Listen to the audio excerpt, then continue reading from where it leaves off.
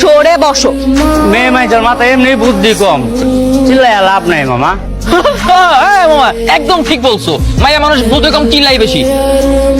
মা, আমি তোমার 10 টাকা ভাড়া বাড়াই দেবো। হ্যাঁ, এই তুই তো কথায় কথায় মানুষের দোষ ধরিস, অলওয়েজ আমার দোষ ধরে বেড়াতি। যতদিন তোর সাথে প্রেম করছি একটা দিন আমি শান্তিতে ছিলাম। আর আমি তো ব্যস্ত ছিলাম তোর সাথে রিলেশনশিপের 2টা বছর। এই 2টা বছর আমার জীবন পুরো তেজপাতা হয়ে গেছিল। আমি প্রতিদিন সুইসাইড করতে চাইছিলাম। আমার তো আমার বহুত বাঁচান। একদম চুপ থাক, মুখ সামলে কথা বল। খবর আছে। আবে, কে কার খবর করবে সেটা তো দেখবো। তুই আমার কি খবর করবি রে? হ্যাঁ, তুই নাকি আমার খবর করবি? হ্যাঁ, তোর খবর আমি করতেছি। আরে মামা নামেন, নেমো না, ঝগড়া করেন আপনারা, নামেন। দেখ, আমি এমনি তো আপনার রিক্সায় যাবো না, আপনি যে কথা বলছেন। Smile please. হ্যাঁ স্মাইল। হ্যাঁ, এই কে আপনি? আপনি আমাদের ছবি তুলছেন কেন? আজব তো। এই কি সমস্যা তোমার এখানে কেন? কে আপনি সেটা আপনার না জানলেও হবে। এই যে ছেলেটা আপনার পাশে বসে আছে না, আপনার বর্তমান বয়ফ্রেন্ড। সে কয়দিন আগে আমার এক্স বয়ফ্রেন্ড ছিল, তাই না মিস্টার এক্স বাবু? এই কিসের এক্স?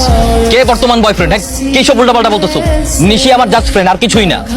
ও আচ্ছা, জাস্ট ফ্রেন্ড তাই না? How sweet, how romantic. তা আমার সাথে যখন রিলেশন ছিল, এই জাস্ট ফ্রেন্ডটা কোথায় ছিল তখন? হুট করে আমার সাথে ব্রেকআপ হওয়ার পর কালবৈশাখী ঝড়ের মতো উদয় হলো, তাই না? এই মেয়ে, ঝড় বলছো কাকে? তুমি জানো আমি কে? কে আপনি? আমি তো জানি না। যে জানে সে জানলেই হবে। তুমি ছবি তুলছো কেন? ছবি ডিলিট করো, ফোন দাও। দাও ছবি তো আর ডিলিট হচ্ছে না। I am so sorry. Okay fine. তোমাকে কোন ওষুধ দেওয়া লাগবে আমার খুব ভালো মতো জানা আছে। রিমাইন্ডার, আমার সাথে পাঙ্গানে তাই শোনো। ঠিক আছে, দেখা যাবে। সতীন, you guys carry on. Sorry to interrupt. আর আমার এক্স বয়ফ্রেন্ডটার একটু ভালোভাবে খাতির যত্ন করো, ঠিক আছে? I love you. হঠাৎ করে ফুচকা খাওয়াতে চাচ্ছ কেন বলো তো? না, কোনো মতলব নেই।